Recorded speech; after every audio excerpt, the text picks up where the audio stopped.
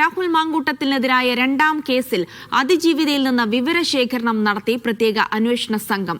സംഭവിച്ച കാര്യങ്ങൾ SITയോട് അതിജീവിത പങ്കുവച്ചു. 2 ദിവസത്തിനുള്ളിൽ മൊഴി രേഖപ്പെടുത്താനാണ് നീക്കം. വ്യക്തിഗത വിവരങ്ങൾ പരസ്യപ്പെടുമോ എന്നതിൽ SITയോട് അതിജീവിത ആശങ്ക പങ്കുവച്ചു.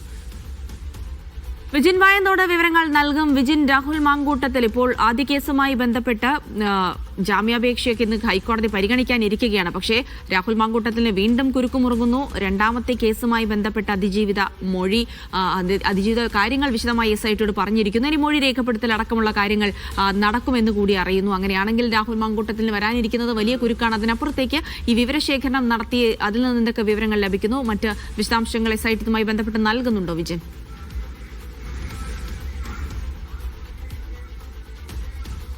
ജിൽസി, എന്തായാലും ജിൽസി സൂചിപ്പിച്ചതുപോലെ കടുത്ത കുരുക്കാകും ഈ കേസ് എന്ന കാര്യത്തിൽ സംശയമില്ല. ഇത് പൂർണ്ണമായും ബലാത്സംഗ കേസാണ്. ആ പെൺകുട്ടി KPCC പ്രസിഡന്റ് സണ്ണി ജോസഫിന് അയച്ച മെയിലിൽ ആ കാര്യങ്ങളെല്ലാം വിശദീകരിക്കുന്നുണ്ട്.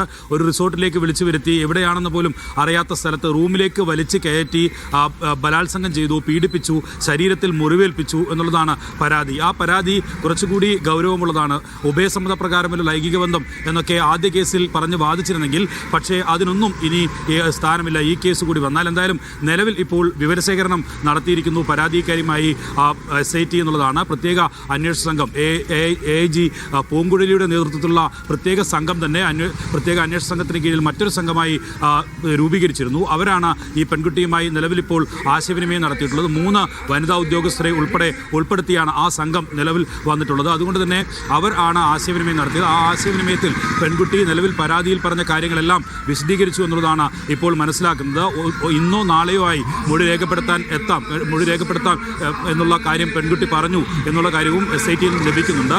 ഒപ്പം തന്നെ അതിനുള്ള സമയം ഉൾപ്പെടെ പെൺകുട്ടി അറിയിക്കാമെന്ന് പറഞ്ഞു കഴിഞ്ഞതായും വിവരമുണ്ട്. ഒപ്പം ഇവർ ഫോണിൽ സംസാരിച്ചപ്പോൾ പെൺകുട്ടി പറഞ്ഞത് തനിക്ക് വലിയ ആശങ്കയുണ്ട്. കാരണം ഇപ്പോൾ നിലവിൽ പരാതി കൊടുത്ത പരാതിക്കാരിയുടെക്കെതിരായി വലിയ തരത്തിലുള്ള ഈ സൈബർ അറ്റാക്കാണ് നടന്നുകൊണ്ടിരിക്കുന്നത്. അതുകൊണ്ട് തന്നെ അങ്ങനെ ഏതെങ്കിലും തരത്തിൽ വ്യക്തി വിവരങ്ങൾ പുറത്തു പോകുമോ എന്ന ആശങ്കയുണ്ട് എന്നുള്ള കാര്യം പെൺകുട്ടി SIT സംഘത്തോട് പറഞ്ഞിട്ടുണ്ട്.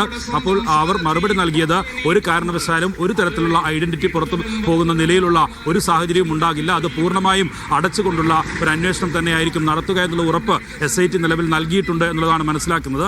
നിലവിൽ ഇപ്പോൾ മുഖ്യമന്ത്രിയുടെ ഓഫീസിൽ നിന്ന് ആഭ്യന്തര വകുപ്പിൽ നിന്ന് തന്നെയുള്ള ഒരു നിർദ്ദേശം പോയിട്ടുണ്ട്. കഴിഞ്ഞ തവണ പരാതി നൽകിയപ്പോൾ ആ പരാതിക്കാരിയായ പെൺകുട്ടിക്കെതിരെ വലിയ സൈബർ ആക്രമണം നടന്നിരുന്നു.